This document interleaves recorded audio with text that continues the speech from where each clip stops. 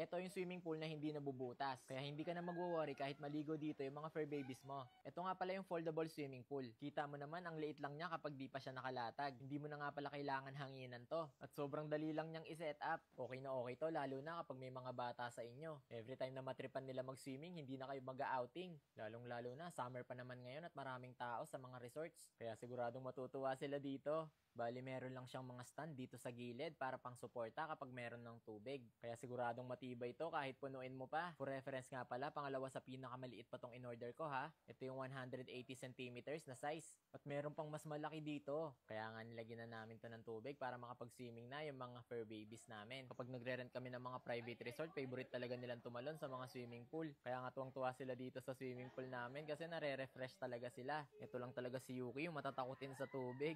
Hindi na rin namin masyadong pinuno tong swimming pool kasi nga mahina yung tulo ng tubig. Baka gabihin pa kami bago to mapuno. Sobrang enjoy na enjoy talaga kahit palakad-lakad lang sila dito sa swimming pool. Kaya kung kayo may mga fur babies din kayo, okay na okay itong mga ganitong swimming pool.